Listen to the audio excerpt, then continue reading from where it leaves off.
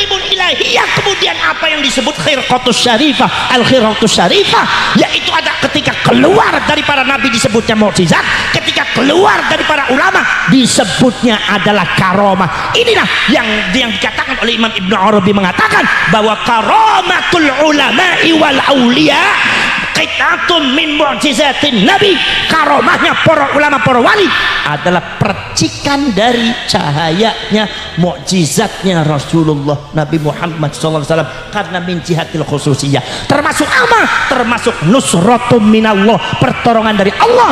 Maka para ulama, Nahdlatul Ulama, mewarisi dari segi sanadnya, mewarisi dari segi akhlaknya, dari segi manhaj dan ideologinya, mewarisi dari segi cara-caranya, manajemen dan leadership dakwah Islamiyahnya, mewarisi daripada nasabnya, mewarisi dari segala-galanya. Maka Nahdlatul Ulama tidak mudah ditumpangkan, dan sepanjang perjalanan Nahdlatul Ulama selalu dimenangkan oleh Allah Subhanahu wa taala. Itu yang ente harus tahu. Makanya para syarif, para sayyid yang tidak ikut NU nggak bakal jadi orang menang. Habib-habib yang nggak ikut NU pasti bakal kalah. Lihat aja sejarahnya. Betul lah betul, betul lah betul. Nahdlatul Ulama, lihat pada waktu Mbah Wahab Hasbullah masuk apa?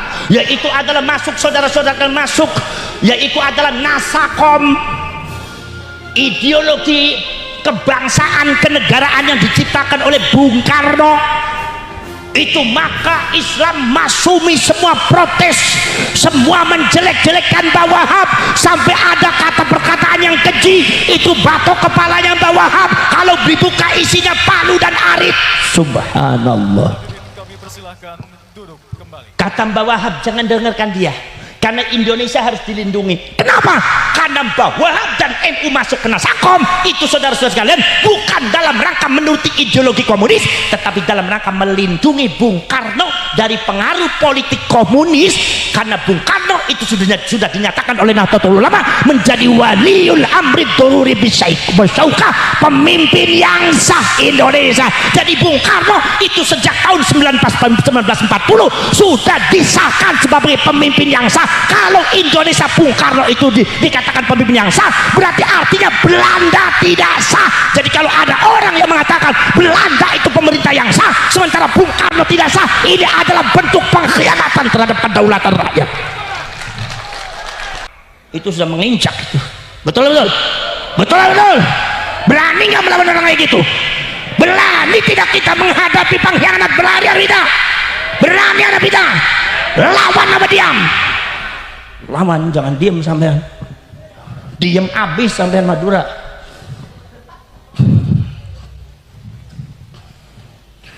Makanya saya tuh kadang-kadang agak mangkel juga. Ada oknum Habib, bukan Habib semuanya. Jadi ente Habib yang nggak bicara jangan tersinggung. Oknum, kalau saya bilang oknum kiai, ya berarti kiai yang bener nggak usah tersinggung. Ente kalau Habib bener nggak usah tersinggung. Saya lagi ngomong orang nggak bener. Betul betul. Ada oknum mengatakan, oknum Habib yang mengatakan Pasundan adalah milik Habib. Ada yang mengatakan Madura adalah diciptakan untuk mencintai Habib. Ini dari mana? Nanti kalau saya bicara itu nggak benar, bisa waduh saya nggak benci sama Habib. Dasmu mana yang nggak benar? Betul betul. Jangan lakukan itu.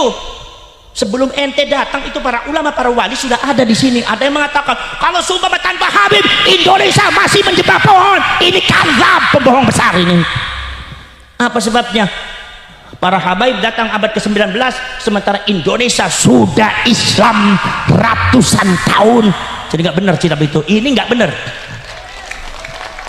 15 ternyata sudah dibuktikan, ditunjukkan oleh Allah yang membubarkan PKI bukan Muhammadiyah, bukan Al-Irsyad, bukan Mas Amin, tapi Nahdlatul Ulama. Itu yang membubarkan Muhammadiyah, yang membubarkan PKI. Yang membubarkan PKI justru NU.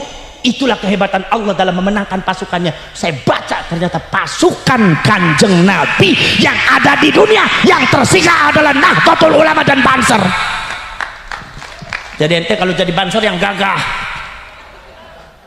Tiban belum sarapan udah lemes saja depan Pamekasan, udah matanya melotot aja nih Gus Abbas, kapan selesainya ndasmu. Ya saya belum makan Gus, saya juga sama belum dikasih sarapan sama panitia. Ya, ente jangan melotot sendiri. Nah, rok suka. Oh. Terus apa terus? Terus apa terus? Mau ngajak berantem apa ini? Saudara-saudara sekalian tuh, maka saudara-saudara sekalian, subhanallah, yang kita lawan bukan orangnya, yang kita lawan bukan Habibnya, ketidakbenarannya, kebatilannya itu harus dilawan. Kalau orang sebagai semacam Habib Umar bin Hafid, seorang waliullah, yang lawan apa? Kitanya juga udah kalah, belum ngelawan juga kalah, udah jadi wali. Kita selawat, makanya Simtud Durar Al-Imam Ali bin Muhammad bin Husain Al-Habsyi ngalap barakah karena beliau orang waliullah. Habib Husain Al-Habsyi, Habib Soleh Tanggul, semua adalah ulama-ulama besar, nggak ada urusan dengan beliau-beliau, kita akan bertabaruk kepada mereka. Tapi ini yang nggak benar, yang batil, mulutnya harus disumpel oleh kita semua.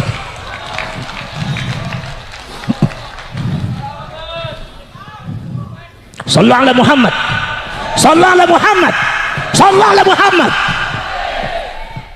Saya juga ngerti sama panitia, ini orang Pamekasan gak ada yang berani, makanya ngundang dari Cirebon, gitu aja dah. Saya bilang sama panitia nih, ini orang Pamekasan kecing-kecing amat, penakut amat. Gitu, ini ada yang pro. Nih, kalau beliau yang bicara saya percaya, karena beliau orang Banten seperti saya aja dah. Saudara-saudara, itu saudara sekalian, Nahdlatul Ulama melawan order baru, dipecundangi oleh orang Orde Baru, 32 tahun dimarginalisasi. Ngerti marginalisasi, Bu? Marginalisasi ngerti? Nggak ngerti? Ya udah lanjut aja, lanjut. Gak usah dipikirin dah. Ngerti nggak ngerti, manggut beres, dapat pahala. Saudara-saudara sekalian, 32 tahun Soeharto secara sistematis mengkebiri, memarginalkan NU, mengambleskan NU. Tapi saya tanya, yang hancur NU apa Orde Baru? Jawab. Orde Baru apa NU? Jawab. Orde Baru. NU semakin kuat, semakin berkibar. Sekarang Nahdlatul Ulama sudah memiliki cabang di internasional, lebih daripada 50 negara sudah dari NU, bahkan mampu meng-NU-kan Afghanistan. Apa Yahudi nggak takut sama orang NU nih? Tahun yang akan datang Yahudi berhadapan dengan NU, Amerika berhadapan dengan NU, bukan dengan yang lainnya, dengan NU. Tapi saya yakin Yahudi dengan kelompok Wahabinya melawan Syria bisa menang, melawan Jordan bisa hancur, melawan Libya bisa hancur, melawan Yaman bisa hancur, melawan Afghanistan bisa hancur. Tapi melawan negara kesatuan Republik Indonesia, ada para wali, ada cucunya Rasulullah, nggak bakal bisa menang, hancur mereka. Gak akan menang. Makanya hati-hati ente kalau bicara Indonesia, hati-hati nih, khususnya yang bangsa Hadrami dan Yaman ini, hati-hati nih, banyak zallatul lisan. Saya juga dari Hijaz, tapi saya juga dari pribumi. Walau kana irunguhum blesekan wa kulituhum buseman. Betul lah, betul. Saudara-saudara, ini Kiai Marzuki, walau kana irunguhum blesekan wa kulituhu buseman, ini min jumlatis syarif ya. Lah itu saudara-saudara sekalian, itu tidak akan menang lawan Indonesia, lawan Nahdlatul Ulama, hatta Yahudi tidak akan menang, saudara. Kenapa? Sudah dibuktikan. Begitu sudah antek daripada Yahudi datang di Indonesia dengan membid'ah apa yang sudah dilaksanakan oleh para ulama, para wali yang ada di tanah Jawa, yang di Indonesia, di Nusantara, yang disebut dengan adalah pasukan Wahabi, membentuk satu pasukan yang disebut adalah Hizbut Tahrir. Walaupun ada Indonesianya, Hizbut Tahrir Indonesia dibungkus dengan jihad, dibungkus dengan takbir, dibungkus dengan dakwah wal irsyad, dibungkus dengan segala-galanya, dibungkus dengan amar ma'ruf nahi mungkar, dihiasi dengan yang lain-lainnya, dibungkus dengan ibadah dan sunnah-sunnah. Tapi Allah tahu itu batil, ngelawan NU hancur hati.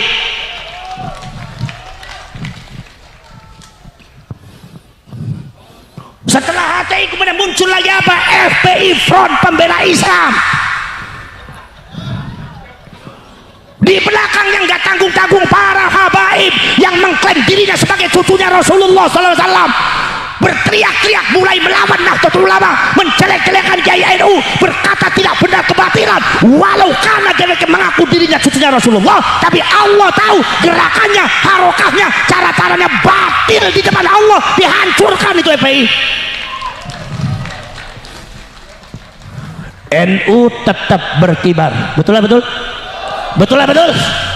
NU tidak ada urusannya dengan FPI, sebab yang menghancurkan FPI bukan NU, siapa? Allah. Betul? Betul? Yang mencintai habaib siapa? Yang menghancurkan FPI siapa? Allah, bukan NU. Mulut rewel amat, salah terus orang Pamekasan kalau ngomong. Saudara-saudara sekalian, ini saudara sekalian, maka saudara jangankan FPI dan HTI, Orde Baru, Nahdlatul Ulama melawan kekuatan superpower sekutu tahun 1945 ada di Surabaya. Siapa yang berani ngelawan sekutu? Maju.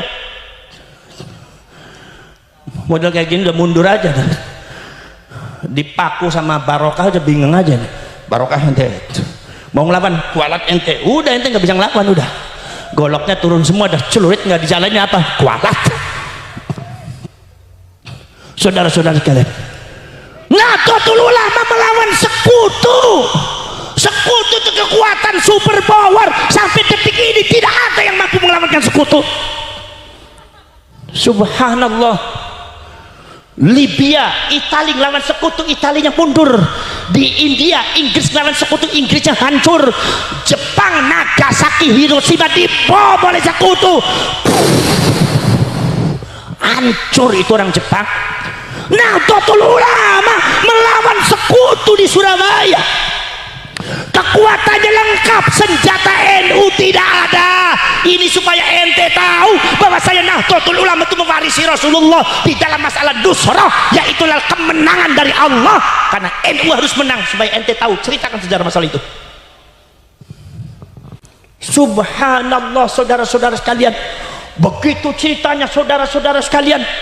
Sekutu dengan kekuatannya, Inggrisnya sudah menebarkan pamflet bahwa Indonesia diberi waktu 2 kali 24 jam harus tunduk, senjatanya yang sisa daripada Jepang harus diserahkan pada sekutu dan Inggris. Masya Allah, bergelaklah kiai NU. Bung Karno ketakutan, Pak Dirmannya bingung. Akhirnya Bung Karno datang kepada Pak Dirman. Pak Dirman, kalau begini mah kita nggak mampu melawan sekutu. Bagaimana kalau sementara ini Indonesia dikasihkan sama sekutu, nanti kemudian nanti ada nego-nego lagi. Kata Pak Dirman, Pak Karno jangan seperti itu Bung Karno. Stop omongan Anda. Ya kita punya kekuatan, tidak punya kekuatan. Kita memang tidak punya kekuatan senjata Pak Karno. Kita memang sangat kurang persenjataan militernya, tapi kita masih punya kekuatan senjata spiritual, yaitu adalah kaum santri Nahdlatul Ulama. Pertolongannya langsung dari Allah. Bung Karno langsung takbir Allahu Akbar. Betul, mari kita ke Mbah Hashim. Begitu ke Mbah Hashim Asy'ari, Mbah Hashim itu langsung muncul. Kemudian Mbah Hashim menghubungi para ulama, para kiai, termasuk juga Mbak Abbas Buntet pesantren. Langsung setuju para ulama, kibarkan, turunkan resolusi jihad. Membela Indonesia adalah sama dengan jihad fisabilillah. Nahdlatul Ulama. Begitu Mbah Hashim mengatakan, ya ayuhan nahdiyun wah nahdiyat wal muslimun wal muslimat infiru khifafan wa thiqala wajahidu bi amwalikum wa anfusikum fi sabilillah. Cangcut Taliwondo, ijo royo-royo, kibarkan bendera Anda, bintang 9 di atas kepala Anda. Ijo royo di bawah bendera merah putih sangsaka yang yang sangat barokah, di bawah pancinya para ulama. Sekutu mau menguasai kita, di belakangnya ada Inggris dan ada Belanda, akan menguasai negara kita kembali, akan merubah Indonesia, merubah agama kita, agama Islam, dengan mengucap bismillahirrahmanirrahim, senjata apa adanya, bismillahirrahmanirrahim, di bawah panci para ulama. Kita bergerak, serbu mereka semua datang ke Surabaya. Semua datang ke Surabaya, panggilannya menggema kemana-mana. Dari Pamekasan langsung jawab, siap Pak. Mbak Hashim Asy'ari sudah menunggu ada di Surabaya. Mari kita para penderet, para ulama, para kiai, kita berbaris berdasar, siapkan pasukan, maju jalan.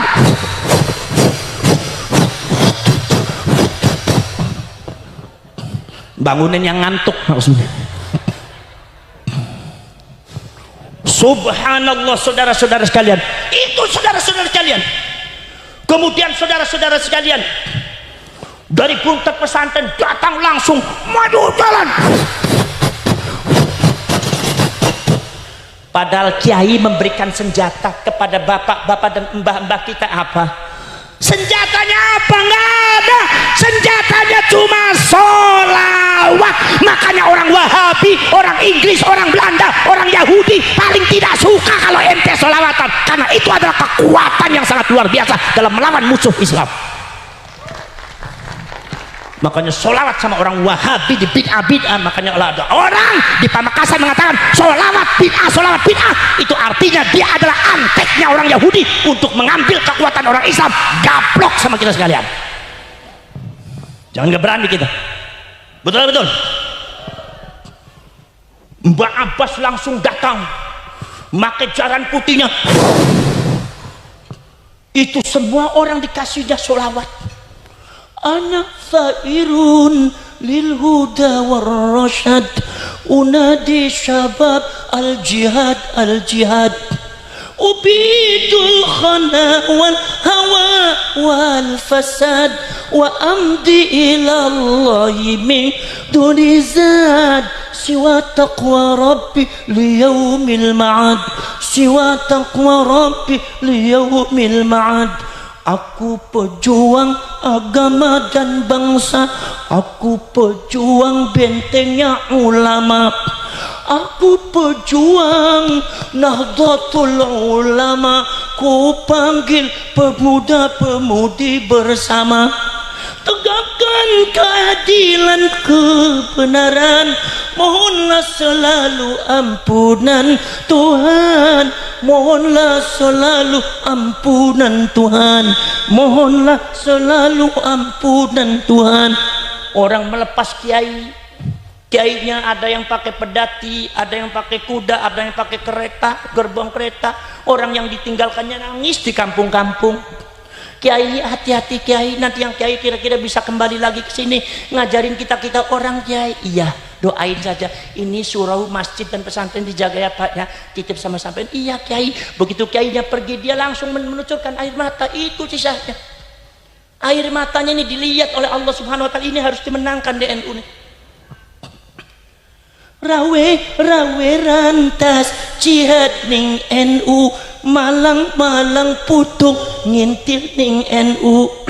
NU ning ati amanate Kiai, titipan wali ajarane Nabi, ayu mlebu kabeh aja nganti lali, ayu derek kabeh aja nganti keri.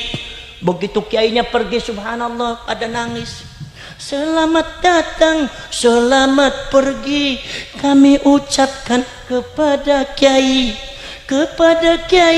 yang membimbing kami siang dan malam, petang dan pagi.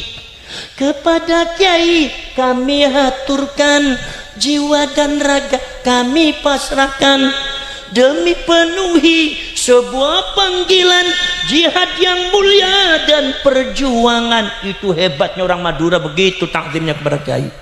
Marilah kita sambut semua panggilan NO yang telah tiba. Zaman dulu mah NO Nahdlatul Ulama, sekarang NU sama aja.